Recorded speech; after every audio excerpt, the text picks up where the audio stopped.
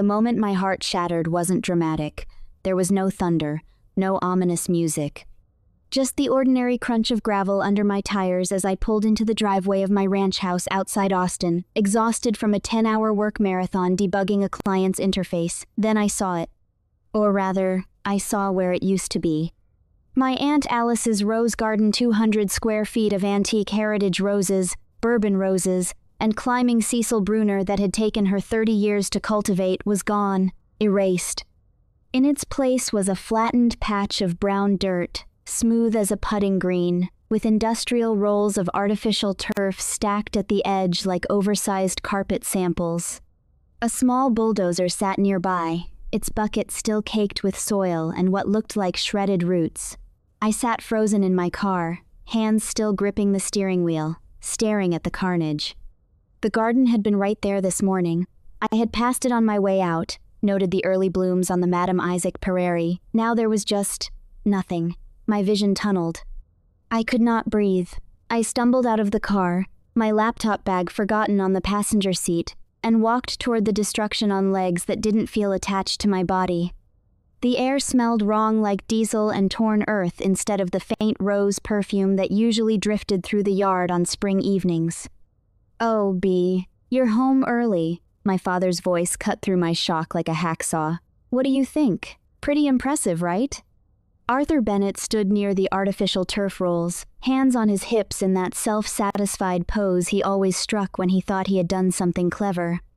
At 62, he still had the build of a former high school football player, gone soft, broad shoulders, thick around the middle, with silver hair he kept meticulously groomed. He was wearing khakis and a polo shirt, like he was about to tee off at a country club instead of standing in the ruins of something irreplaceable. "What?" My voice came out strangled. "What did you do?" "Upgraded the property." He gestured grandly at the dirt. "Those thorny bushes were a liability, Beatrice. Lowered the property value. Do you know how many times I have gotten scratched just walking past them? A putting green, though now that is class. That is the kind of feature that says successful people live here." My mother, Kate, emerged from the house carrying 2 glasses of iced tea. She was 60, but dressed like she was trying to recapture 40 blonde highlights, too much jewelry. A silk tunic with a price tag that could have covered 3 months of the health insurance they swear they can't afford. She had been pretty once, I think, before bitterness had settled into the lines around her mouth. "Beatrice, don't just stand there gaping," she said, handing 1 glass to my father. "You could at least thank your father for improving your property. The neighbors are going to be so jealous." "Thank him?" I could barely form words. You destroyed Aunt Alice's garden. That garden was a bunch of weeds that attracted bees and took up valuable space." Dad interrupted, taking a long drink of his tea. "Your aunt had no sense of modern landscaping.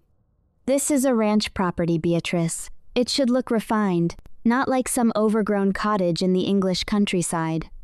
Those roses were heritage plants. My hands were shaking. Some of them were over 50 years old. "Aunt Alice is dead," Mom said flatly, "and she left you the house, not her garden hobby. Frankly, I think she would be pleased to see the property being managed by people with actual taste." The workers were already unrolling the turf. One of them glanced at me, saw my face, and quickly looked away. They had been paid to do a job. They did not care that they had just bulldozed my last tangible connection to the only family member who had ever actually loved me. "You had no right." My voice cracked. "This is my house. You had no right to..." "No right?" Dad's face darkened. He took a step toward me, and I instinctively took a step back. "I am your father. I have been living under this roof for 2 years, paying my dues, putting up with your rules and your attitude. I have every right to make improvements that benefit the household. Or did you forget that you invited us to live here?" That was the spin, wasn't it? I had invited them. The truth was messier, and it sat in my stomach like a stone. 2 years ago, my parents had declared bankruptcy. Dad's investment opportunities, which I had learned meant gambling on penny stocks and lending money to his equally broke friends, had finally caught up with them. They had lost their house in the foreclosure. Mom had called me crying, saying they were going to be homeless, that Dad's knee was too bad for him to work anymore, that they just needed somewhere to stay for maybe 3 months. tops, while they figured things out, and I, like an idiot, had said yes. Aunt Alice had died 8 months before that, leaving me her custom brick ranch house on 3 acres of Texas hill country. The property was worth over $1 million, a ridiculous windfall for a 28-year-old UX designer who had been living in a cramped apartment in downtown Austin. The property taxes alone were $25,000 a year, but I had been managing. Remote work paid well, and I had been careful. When my parents asked to stay temporarily, I had convinced myself it was the right thing to do. Family obligation, all those things that had been drilled into me since childhood. 3 months became 6. 6 became a year. Now it was 2 years, and they had completely taken over. They had moved into the master suite the entire east side of the house, with its spa, bathroom, and private patio claiming Dad's bad knee meant he could not handle stairs. Never mind that my home office was upstairs and I had to climb those stairs a dozen times a day. Never mind that I had watched Dad take those same stairs just fine when he wanted to raid the storage closet for my aunt's vintage bourbon. They contributed exactly $0 to household expenses. No groceries, no utilities, no property tax. When I had tried to bring it up, delicately, Mom had cried and said I was punishing them for being poor, and Dad had gone silent and cold for 3 days until I apologized. They treated the house like it was theirs. They threw parties. They rearranged furniture. They criticized my decorating choices, my cooking, the friends I invited over, and I had let them. Because I was weak. Because I did not know how to say no. Because some broken part of me still believed that if I was just good enough, patient enough, generous enough, they might finally act like parents instead of parasites. But this was different. The rose garden wasn't just plants. It was Aunt Alice's legacy. It was the place I had spent summers as a kid, helping her prune and mulch, listening to her stories about each variety, the Madame Hardy she had gotten from a nursery in France, the Reine des Violettes that had survived the freeze of '89, the climbing Don Juan that covered the arbor where she had scattered my uncle's ashes. It was the only place on the property that still felt like hers, like mine, and they had bulldozed it to install a freaking golf course. I want it put back, I said, and my voice came out harder than I had ever heard it. I want you to call these workers off, return the turf, and figure out how to restore what you destroyed. Dad actually laughed. Put it back?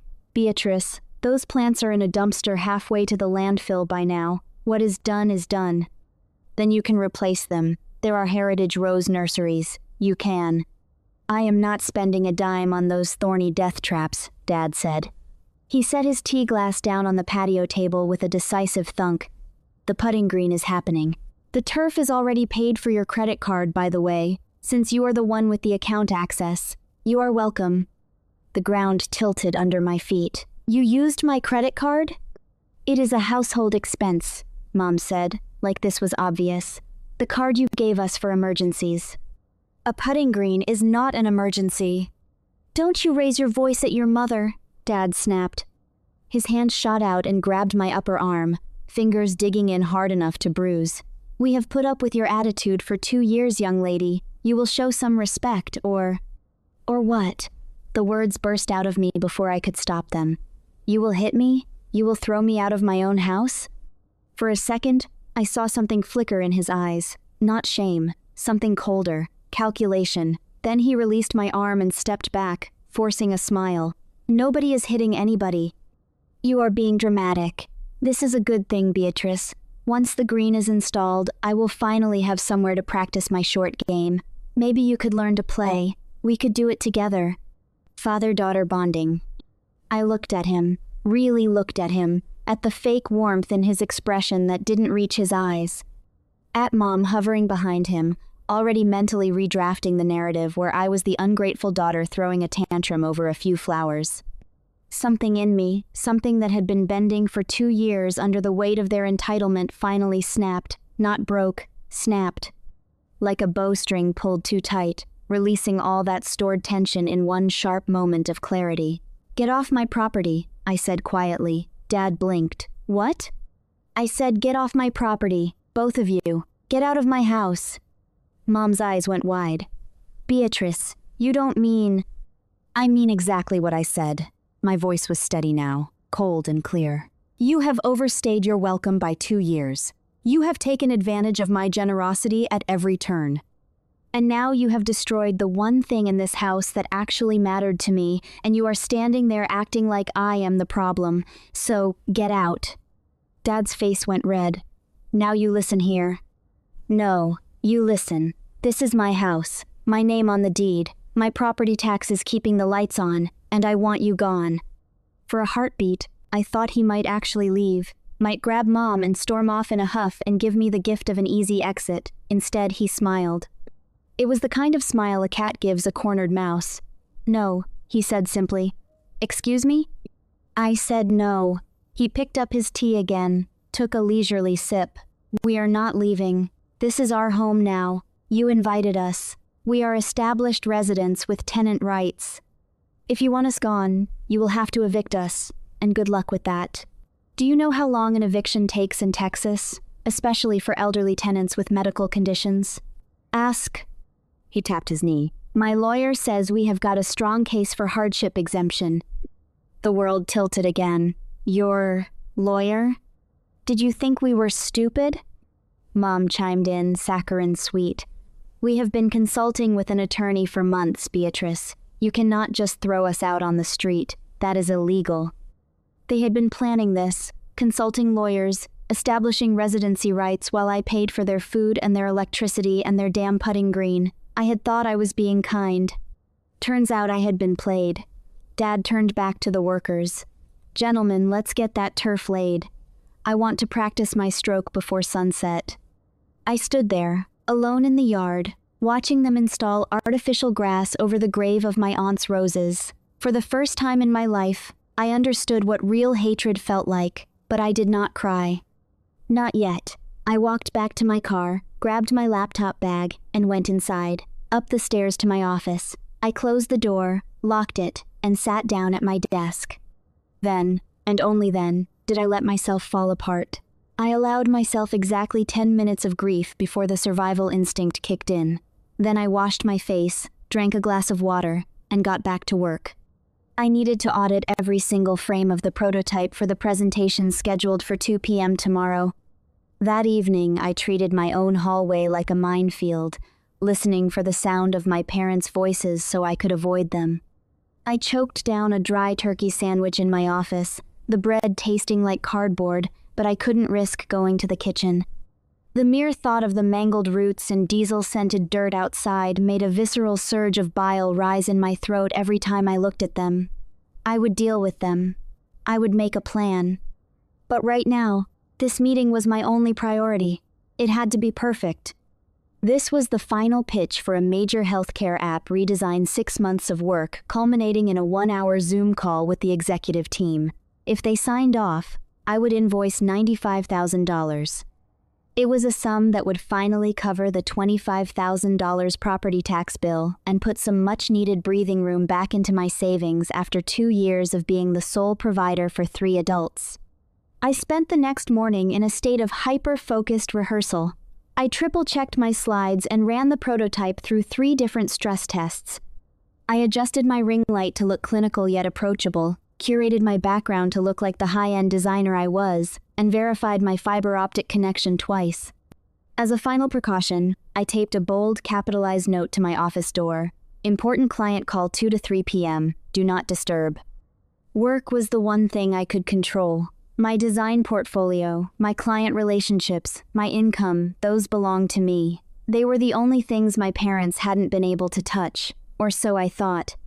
At 1:55, I logged into Zoom, muted myself, and waited for the clients to join. By 2:05, all 8 executives were on the call.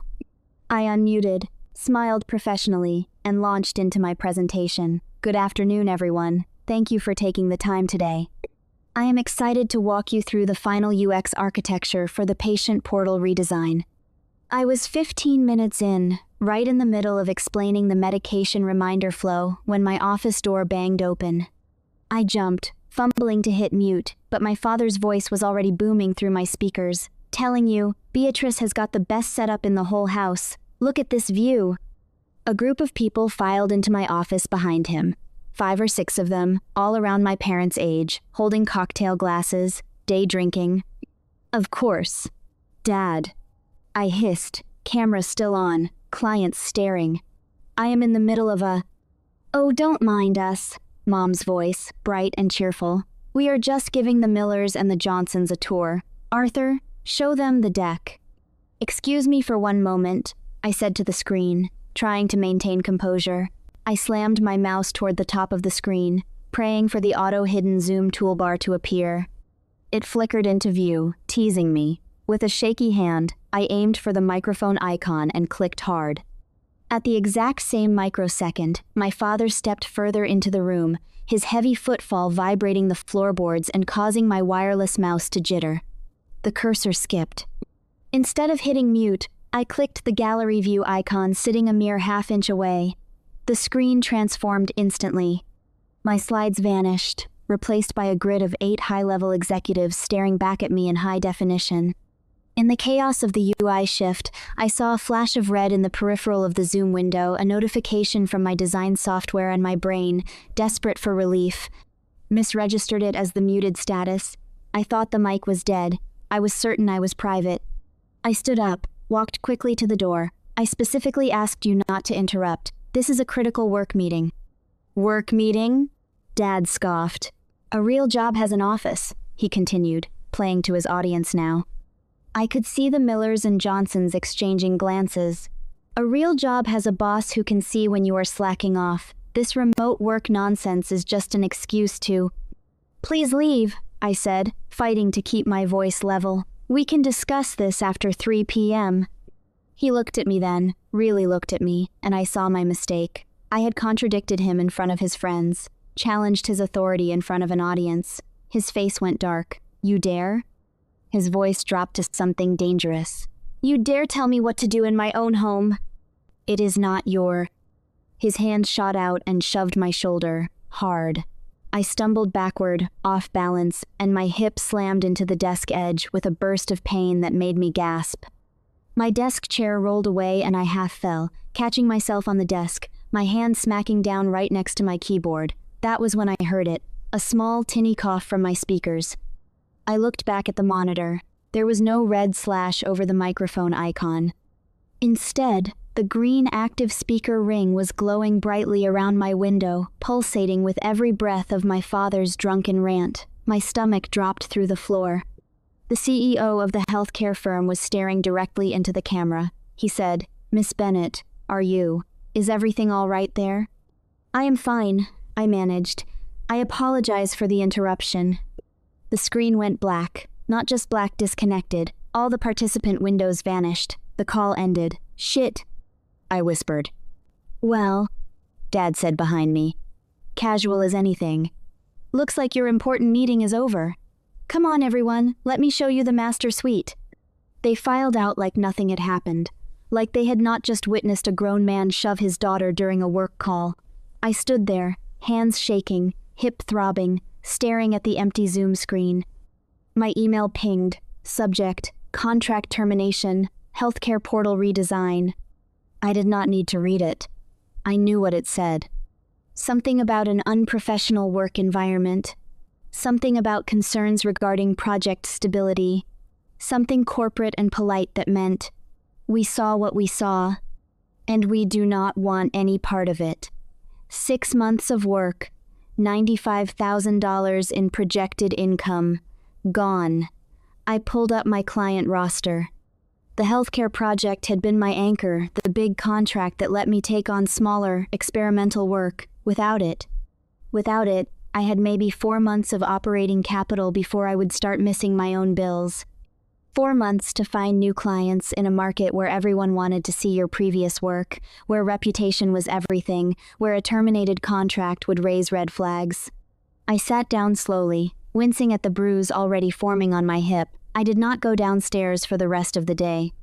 I heard my parents and their friends laughing on the patio, heard the clink of glasses and Dad's booming voice explaining his short game strategy for the putting green that did not exist yet.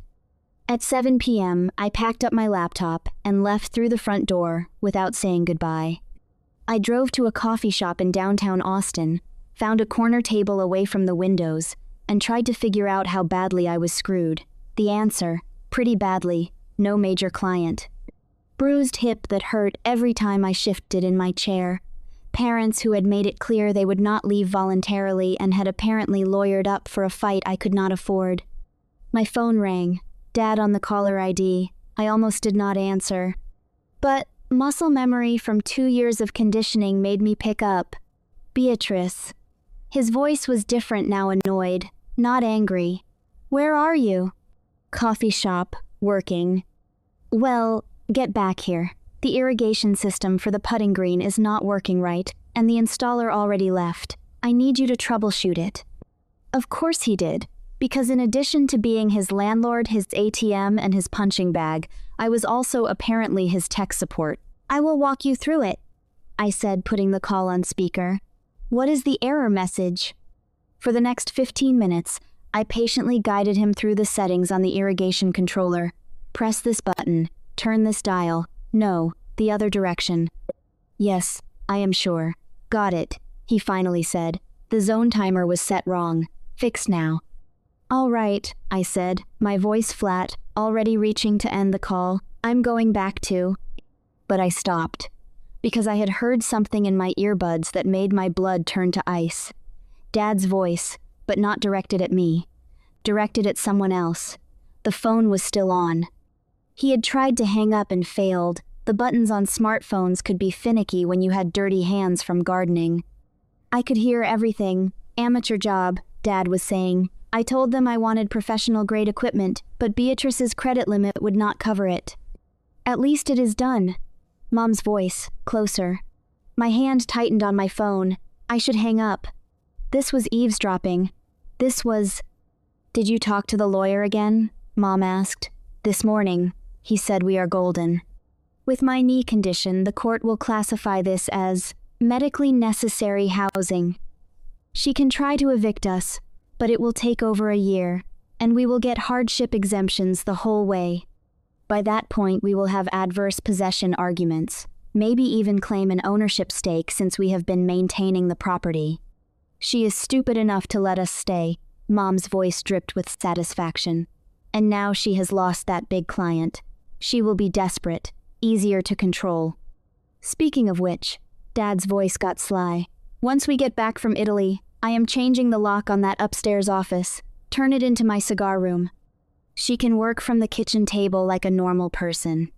Perfect, and we should talk about refinancing the property, if we can convince her to put our names on the deed for estate planning purposes. One step at a time, Kate.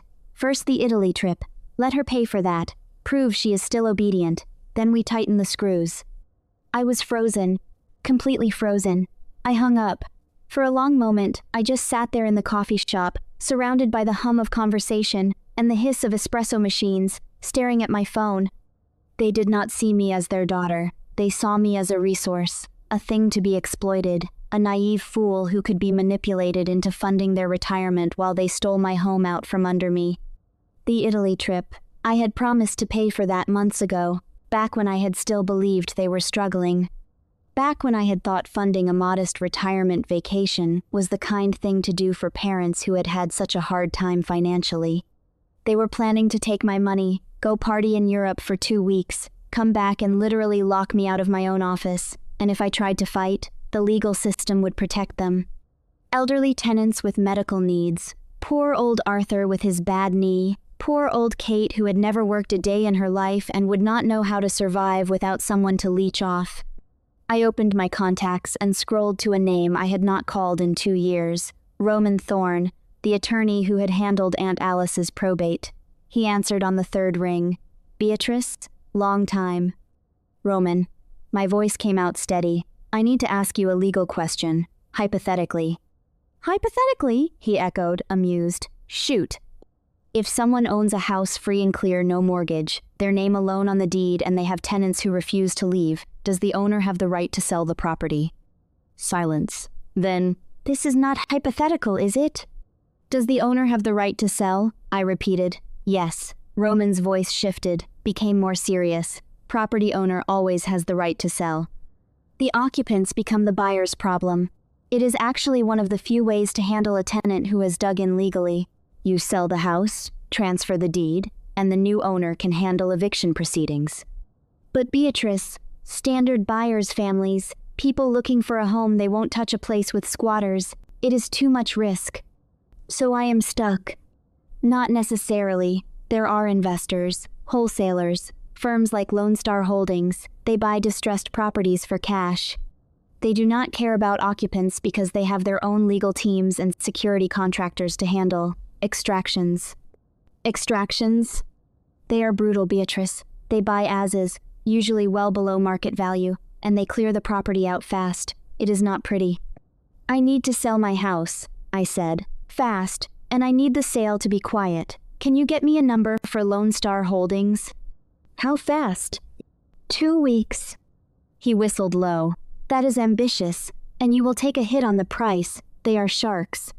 Can you help me? I asked again. Another pause. Then, I know a rep there, Stella Wright. She handles their acquisitions in Travis County. I will text you her contact info. But Beatrice, be careful, whatever you are planning. I am not planning anything, I said. I am just taking back what is mine. I hung up before he could respond. Roman's text came through 30 seconds later. Stella Wright's name and number. I did not hesitate. I called immediately. Stella Wright, Lone Star Holdings. A crisp voice answered. Miss Wright, my name is Beatrice Bennett. Roman Thorne gave me your number. I have a custom brick ranch on 3 acres in Hill Country, appraised at $1.1 million. I need to sell it for cash in the next 2 weeks. Occupied? She asked instantly. The professional shark smelling blood. Yes, 2 occupants, no lease. We buy distressed assets at a discount, she stated flatly. If we have to handle an eviction, we offer 70 to 80% of market value. We can close in 10 days, cash. I did the math. 80% of $1.1 million was $880,000. But if I pushed, the structure is pristine, new roof. And the occupants will be out of the country on vacation when we close. You won't have to fight them to get in. You will just have to keep them out. Silence on the line. I could practically hear her calculating the reduced risk. If the property is vacant at closing, Stella said slowly, we can do $980,000. But we take possession immediately. We change locks. We secure the perimeter. When they come back, it is our problem, not yours. Deal, I said. I will email the contract tonight. Electronic signature. We will wire the funds upon clear title. I hung up and sat back in my chair, ignoring the ache in my hip. For 2 years I had been playing defense, accommodating, compromising, trying to be the good daughter. It was time to play offense. I pulled out my laptop and opened my browser, searched iPhone 17 Pro, in stock, Austin pickup. The Apple Store had them. I could pick one up tonight. Phone B, the lifeline, the phone that would hold my work email, my banking apps, my 2-factor authentication codes. The phone my parents would never have access to. Phone A, my current iPhone 14 Pro Max, would become the trap, the bait, the thing that made them believe they still had control. I placed the order and stood up, wincing slightly. Tomorrow, the real work would begin. Tonight, I just needed to stop shaking. The next morning, by the time the sun rose following my eavesdropping, the last remnants of my guilt had evaporated. I woke up not with sadness, but with a cold, crystalline clarity. I walked into the kitchen at 7 a.m. to find Dad making coffee like he was the lord of the manor. Mom was at the table, scrolling through her phone. Oh good, you are up, Mom said without looking at me. We need to finalize the Italy arrangements. Arthur wants to upgrade the flights to business class. Coach is terrible for his knee, and I found this absolutely darling hotel in Tuscany. I poured myself coffee, watching the steam rise. I will look at the flight options today. Mom beamed. Wonderful. Oh, and we will need spending money. Maybe $5,000? For dinners and souvenirs. Fine. They both blinked. The fight they were bracing for never came. Really? Mom's eyes narrowed slightly, suspicious of the easy victory. Really? I set down my mug, forcing a smile that didn't reach my eyes. You are right. You deserve a nice vacation.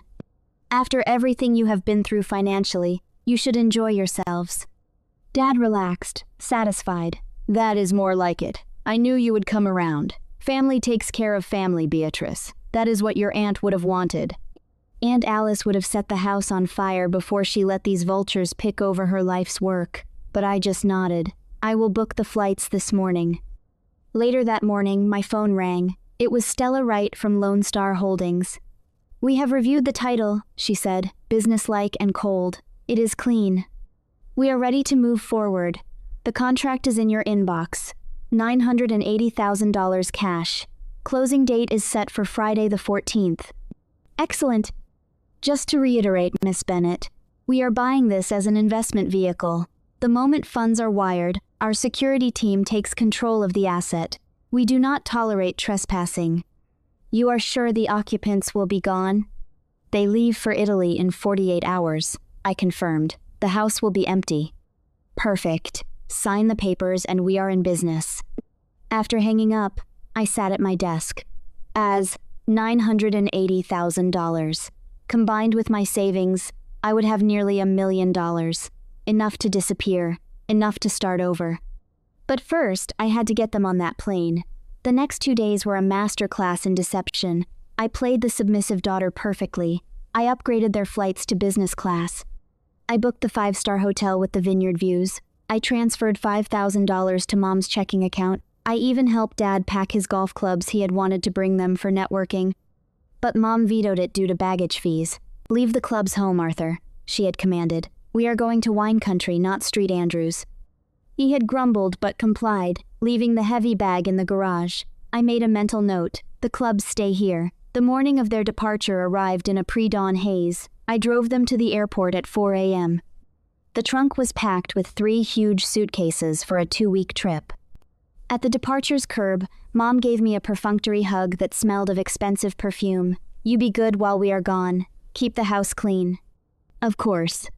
Dad turned back before wheeling his suitcase through the sliding doors. "Remember," he said, "the putting green needs to be watered twice daily. Don't let the artificial turf dry out, and fix that sprinkler head by the time we get back." "Yes, sir." I kept my head down, voice meek. He patted my shoulder, the same shoulder he had shoved just days ago. "That is my girl." I watched them disappear into the terminal. The moment the automatic doors hissed shut behind them, the submissive mask dropped from my face. I got back in my car, and as I merged onto the highway, a laugh bubbled up from my chest. It wasn't a happy sound. It was dark, sharp, and jagged. I drove home, watching the sky lighten from black to pale gold. By the time I pulled into the driveway, the sun was fully up, casting long shadows across the hated putting green. I pulled out my phone and checked the flight status. Departed. I went inside, made a fresh pot of coffee, and opened my laptop. The email from Stella was waiting. Subject: contract countersigned. Closing initiated. I read it twice. Then I stood up and looked around the house. My house. Not for much longer. The silence that settled over the house the moment their plane took off was profound, as if the walls themselves were finally exhaling. I did not waste a single hour. The very next morning, the moving crew I had hired arrived. I had spent the previous night tagging everything that was mine with blue tape, my bedroom furniture, my office equipment, and the few precious antiques Aunt Alice had left me. "Blue tape goes to the Dallas apartment," I told the crew chief. "Everything else stays for the junk removal team tomorrow." I watched them dismantle my life, my bed frame, my bookshelves, the landscape painting Aunt Alice had loved, all carried out and loaded onto the truck. By noon, my room was empty. By 2 p.m., my office was stripped bare. My phone buzzed continuously with updates from Italy.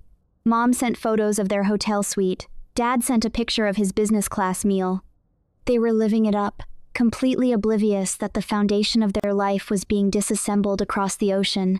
I replied with enthusiastic emojis, feeding their ego one last time.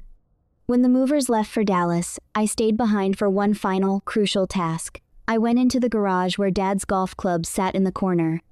It was an expensive set, tailor-made irons, a Callaway driver, a Scotty Cameron putter housed in a premium leather bag. He loved these clubs more than he loved most people. I unzipped the main cover and pulled the irons out, laying them carefully on the concrete floor. Then, I took the device I had prepared, my old iPhone 14 Pro Max, connected to a brick-sized, 50,000 milliamp-hour camping power station. I had set the phone to low power mode, disabled data roaming, and turned the ringer volume to the absolute maximum. I wrapped the phone and the battery brick in a layer of bubble wrap to prevent them from rattling, then dropped the package into the deepest well of the golf bag right at the bottom, where the club grips usually rested. I jammed the clubs back in one by one. The shafts locked the device in place, burying it under layers of graphite and steel.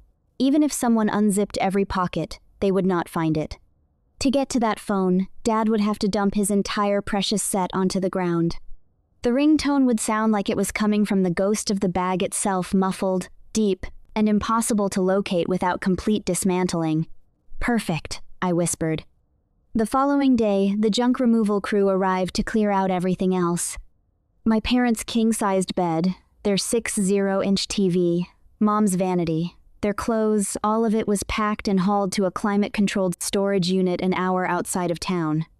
I made sure the golf bag was placed in the very back corner of the unit, buried behind a wall of boxes. I locked the storage unit and drove away. The trap was set. The days that followed were a blur of finality.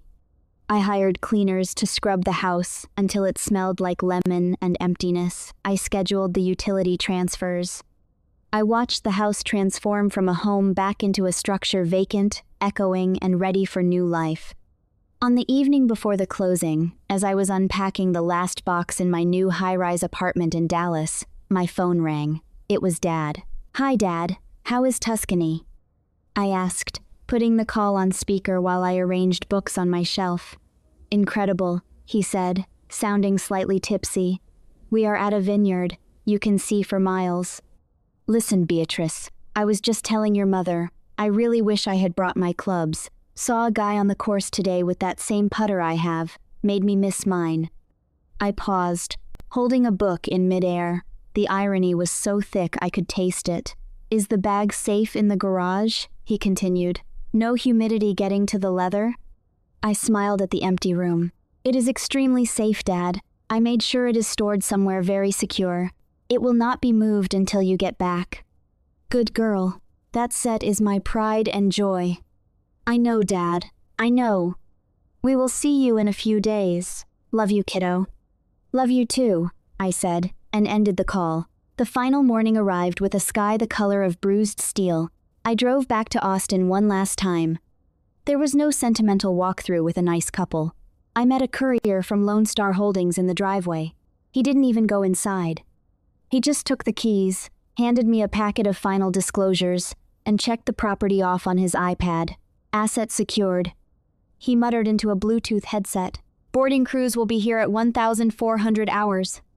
Before I left the house for the last time, I stopped at the smart home control panel in the hallway. Fingers flying across the screen, I initiated the ownership transfer protocol.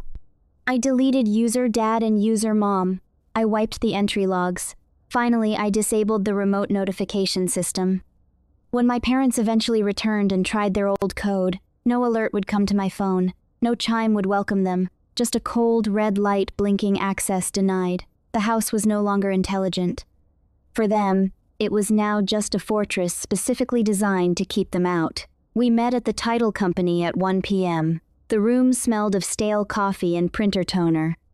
I signed page after page of legal documents, each signature severing a tie to my past. At 2:51 p.m., my phone buzzed. Wire transfer received, $947,382.19.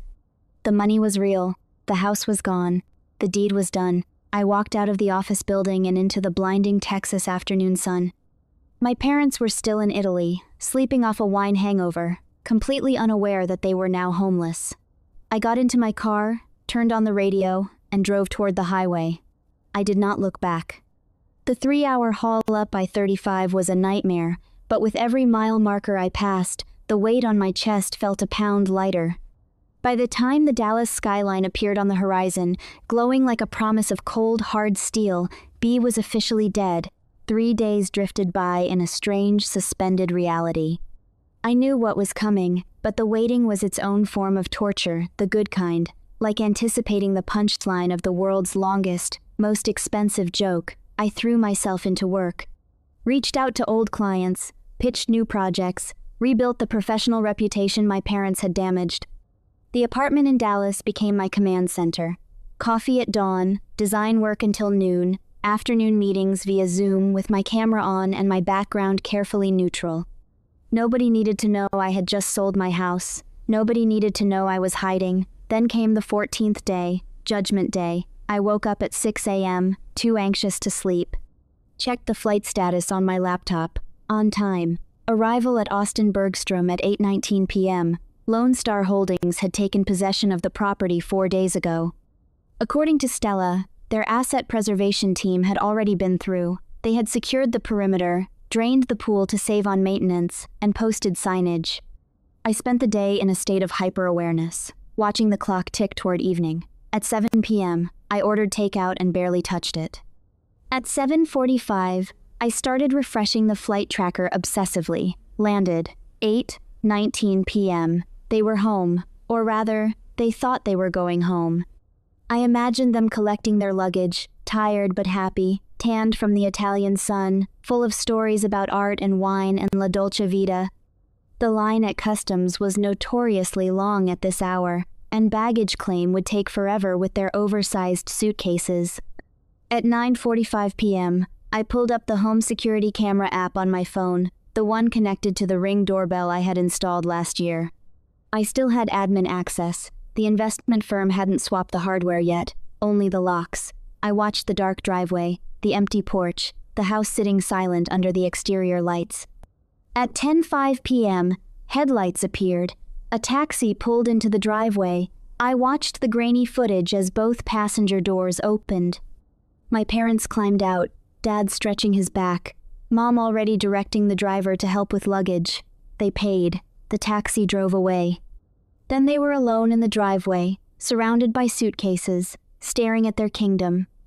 Dad walked to the front door first, pulling out his phone to access the code I had given him 2 years ago. He punched it into the smart lock keypad. Red light.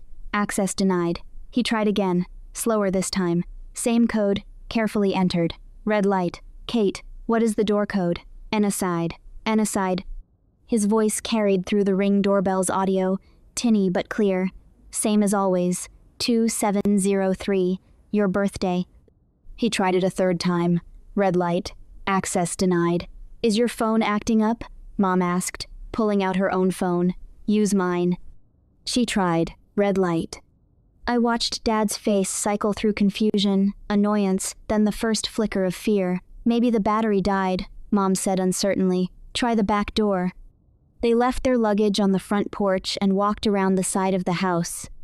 I could not see them anymore, but I knew what they would find. All the doors locked, all the codes changed, all their access revoked. A minute later, they reappeared on camera. Dad was on his phone now, pressing it to his ear with increasing agitation. Calling me, calling phone A. In a storage unit an hour away, my old iPhone 14 Pro Max began to ring.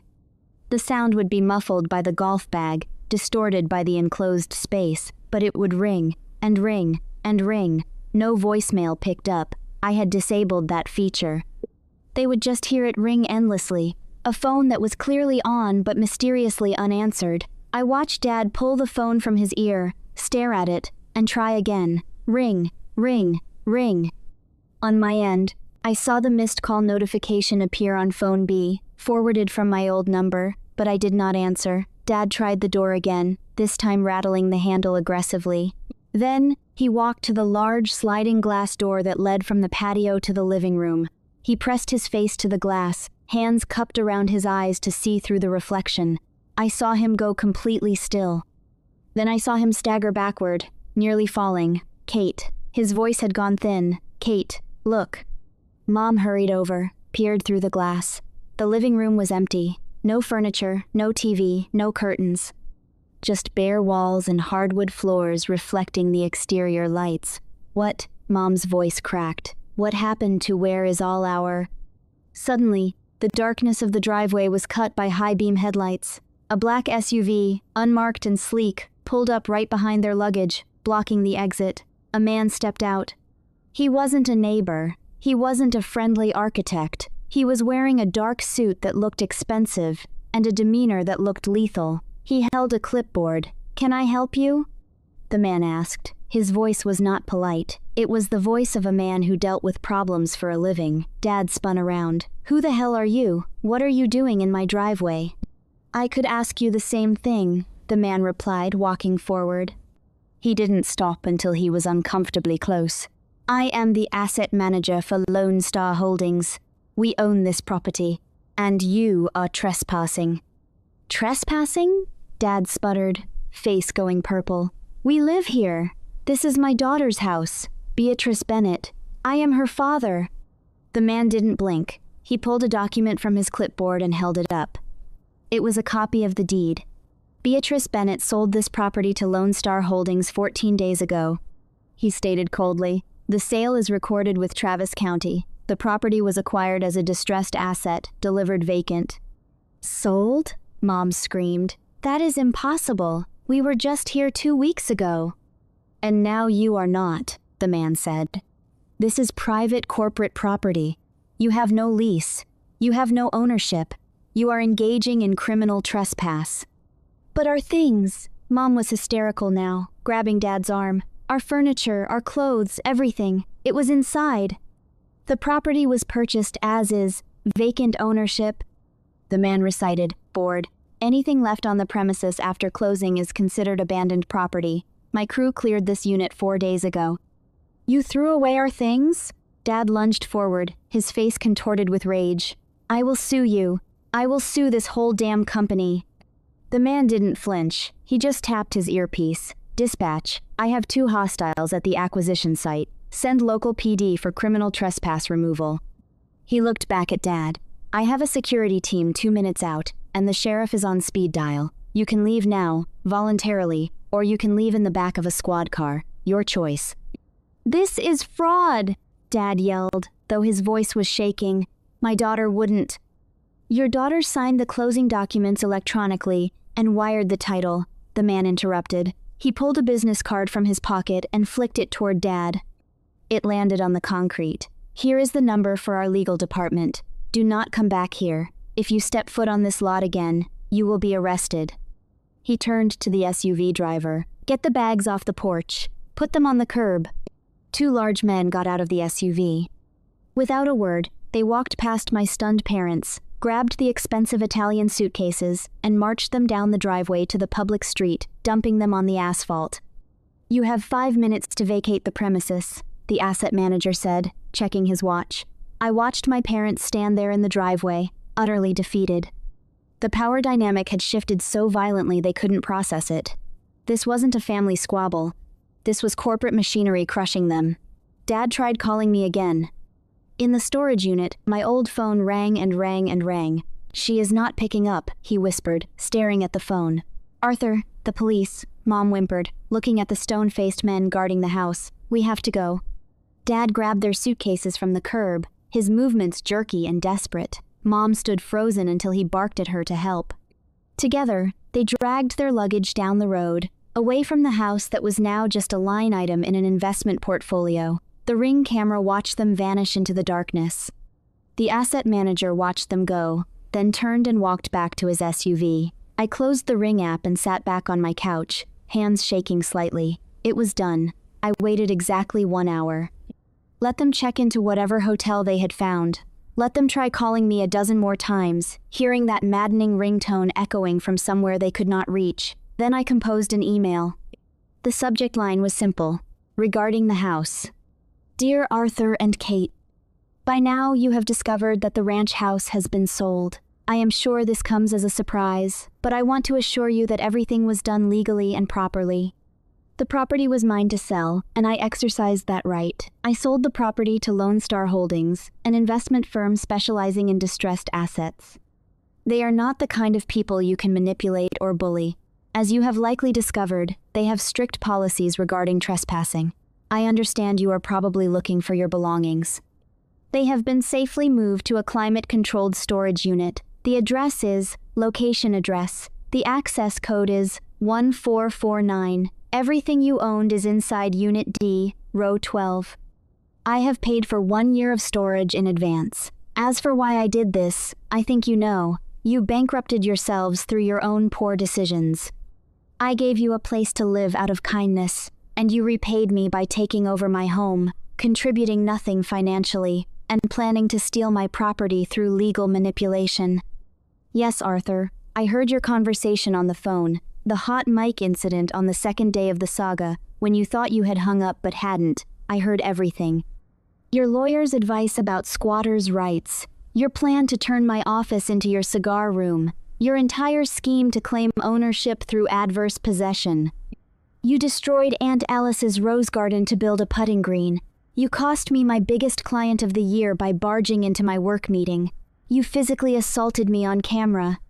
You treated me like a servant in my own home for 2 years. So I sold the house while you were living it up in Italy on my dime. I sold it to a corporation that doesn't care about your stories. And I moved on with my life. You wanted to take what was mine. I took back my freedom instead. Don't contact me again. I am done being your ATM. I am done being your victim. I am done. Consider this the discipline you tried to teach me, reflected right back at you, Beatrice. Then I hit send. The email went out into the digital void, arriving on both their phones within seconds. I imagined them reading it in some hotel room, the full scope of their situation finally crystallizing. No house to return to, no daughter to manipulate, no easy path forward, just a storage unit full of their belongings and the consequences of their own greed. My phone buzzed on the nightstand. Not a text, but a push notification from my mail app.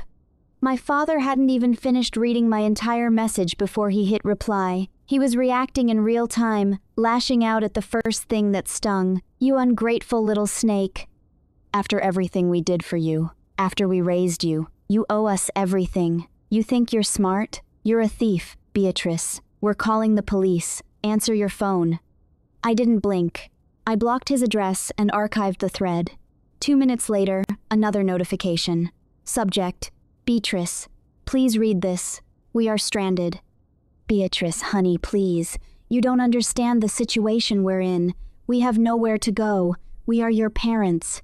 You can't just abandon us in a hotel room like this with nothing but our suitcases. We're family, B. We can fix this. We can talk about a compromise that works for everyone. Please, just send us the address of your new place so we can come talk in person. Love, Mom. I blocked that one too. I blocked every single one. My blocked senders list was becoming a graveyard of their entitlement. The next morning, I woke up in a different headspace, anchored by an unfamiliar sense of relief. I brewed a cup of coffee, making it stronger than usual. Then, I opened my banking app. The $947,382 was still there, solid and real. I transferred $250,000 to a high-yield savings account. Set aside $150,000 for estimated taxes on the sale. The rest stayed liquid for living expenses and business investment. I had a consultation call at 1:00 a.m. with a potential new client, a startup needing a complete UX overhaul. I showered, set up my laptop in my home office. The call went perfectly. They loved my portfolio. We discussed timeline and budget. By 11 a.m., I had a signed contract for $30,000. After the call, I stood by my floor-to-ceiling windows, looking out at Dallas. The city stretched out below me, full of possibility, full of people who did not know my history, did not know my parents, did not care about anything except the quality of my work. I was anonymous here. Free here, my phone buzzed. Stella Wright, security team reported the removal. Smooth. House is currently being boarded up for renovation. Pleasure doing business with you, Beatrice. I am perfect, I typed back. Thank you for everything. Fresh start. That is exactly what this was. I thought about Aunt Alice, about her rose garden, and her kindness, and the inheritance she had left me. She had wanted me to have security, to have a beautiful place to build my life. My parents had turned that gift into a prison, so I had burned it down and walked away. And if the fire also burned them? Well, They had lit the match when they destroyed those roses. I spent the rest of the day working, planning, building, sketched out designs for my new client, updated my portfolio website, researched apartments in Dallas that allowed long-term leases. That night I ordered expensive takeout, poured myself a glass of wine, ate dinner while watching the city lights come on one by one across the Dallas skyline. Somewhere out there, my parents were dealing with the consequences of their actions. Somewhere out there, Lone Star Holdings was gutting the house for profit, and I was here, in my own space, eating good food and thinking about the future. For the first time in 2 years, I felt like myself again, not the victim who accepted abuse as the price of family, just Beatrice, free, solvent, and utterly done with their bullshit. I raised my wineglass in a silent toast to Aunt Alice, wherever she was. I hope you understand, I thought. I hope you would have done the same thing. The city lights twinkled back at me, beautiful and indifferent, and I smiled. 4 months have drifted by since that fateful night, carrying the past away like leaves on a river. I am sitting on the balcony of my apartment in Dallas, watching the sunset paint the skyline in shades of amber and rose gold. The air here is different, quiet, peaceful. No sound of golf clubs clanking against the garage wall at 6 in the morning, no raised voices demanding I make dinner or do their laundry. Just the gentle rustling of wind through the leaves of my newly planted rose bushes. They are arranged in large ceramic pots along the balcony railing, 6 of them, each one carefully selected to mirror Aunt Alice's original garden, David Austin roses, mostly. The same pale pink Eden climbers, the same deep crimson Munstead woods. I water them every morning, checking for new blooms with the same reverence Aunt Alice used to show. It is not the same as having 3 acres of garden space, but it is mine, all mine. The studio is thriving. I used a significant portion of the house proceeds $200,000 to open Bennett Design Co. in downtown Dallas. Glass walls, exposed brick, standing desks with dual monitors. I hired 2 junior designers and a project manager. We specialize in UX, UI for healthcare apps, and we are already booked out 3 months in advance. Turns out, when you are not spending 16 hours a day being someone's unpaid servant, you have the energy to build something remarkable.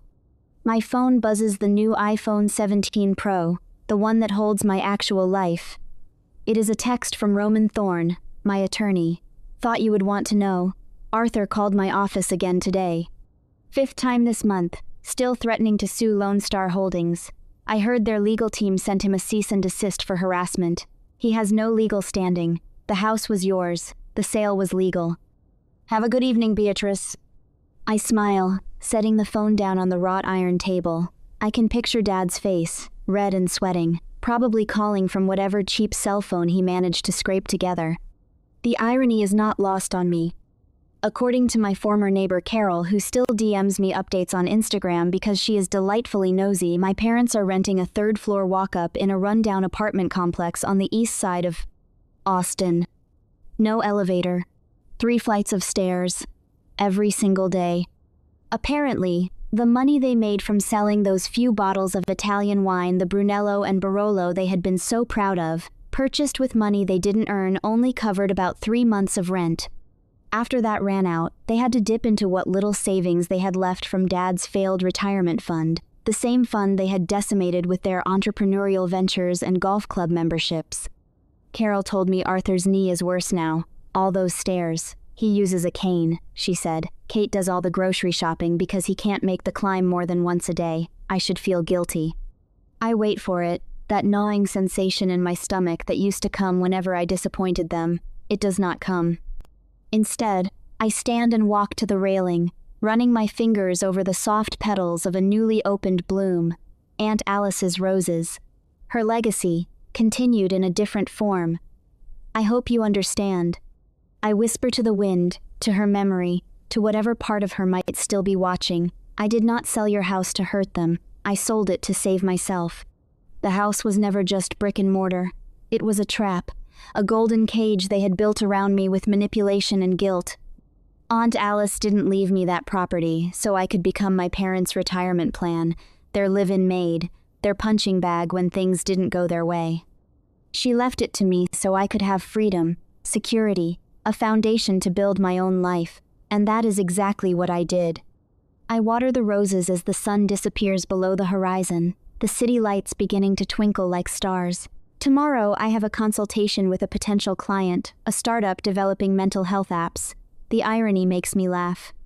My parents lost everything that day: the free house, the free servant, their reputation among their country club friends who undoubtedly heard about their sudden downgrade. I lost a house, but I gained my life back, and looking at these roses, breathing in air that does not taste like resentment and obligation, I know Aunt Alice would approve. Let me ask you, was selling the house sight unseen to a corporate shark to get rid of them quickly wise or foolish? Did the act of shoving me in front of my client deserve this level of punishment? What would you do if you found out your parents viewed you as their retirement plan?